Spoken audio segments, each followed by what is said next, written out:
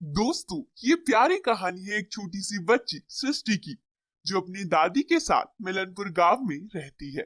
सृष्टि बहुत समझदार बच्ची है। वो कभी भी दादी से किसी चीज को लेकर जिद नहीं करती। उसकी दादी उसको जैसा कहती है वो वैसा ही करती है।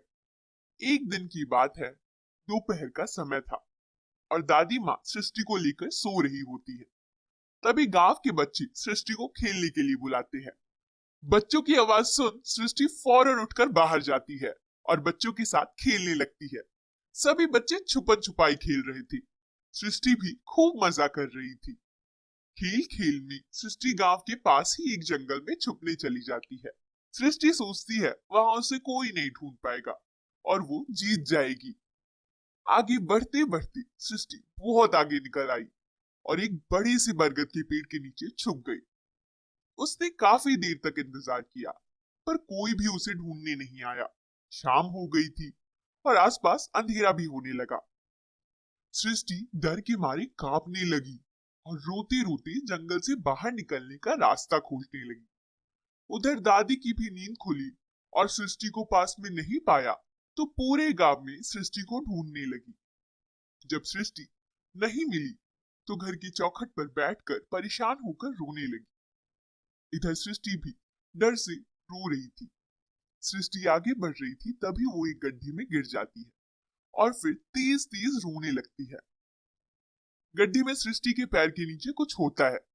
जब सृष्टि उसे देखती है तो कुछ किताब जैसा उसे लगता है। वो किताब को हाथ में पकड़कर रोते हुए चिल्लाती है और कहती है, अरे, कोई मुझे बाहर निकालो। जैसे ही सृष्टि ये बोलती है वो खुद को गड्ढे से बाहर पाती है, पर चारों तरफ अंधेरा देखकर वो बहुत घबराई हुई होती है और तेज तेज रोते हुए आगे बढ़ती है। उसे कुछ समझ नहीं आता है और किताब को पकड़े हुए वो एक जगह बैठ जाती है और बोलने लगती है, दादी, दादी मुझे जाना है, मुझे घर जाना है। और रोने लगती है। जैसे ही अचानक सृष्टि आंखें खोलती है वो खुद को दादी के सामने पाती है और खुशी से दादी माँ को कस के गले लगा लेती है। दादी माँ उसे चुप कराकर घर के अंदर ले जाती है और पूछती है कि तुम कैसे और कहाँ चली गई थी। सृष्टि पूरी बात बताती है और दादी माँ को जंगल में मिली किताब दिखाती है।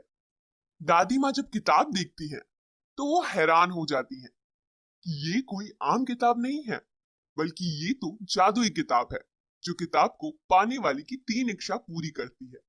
दादी माँ सृष्टि से जंगल में हुई सारी घटना पूछती है कि कैसे वो गड्ढे से बाहर आई और वो अकेले घर कैसे आई।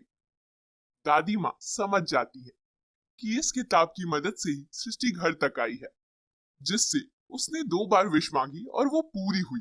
अब बस एक आखिरी विश बची है। दादी माँ बहुत देर सोचने के बाद सृष्टि की अच्छी पढ़ाई और उसके परवरिश के लिए ढेर सारा धन मांग लेती है।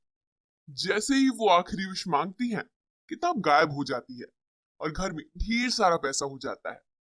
इस तरह दादी और सृष्टि हंसी खुशी जीवन बिताते हैं।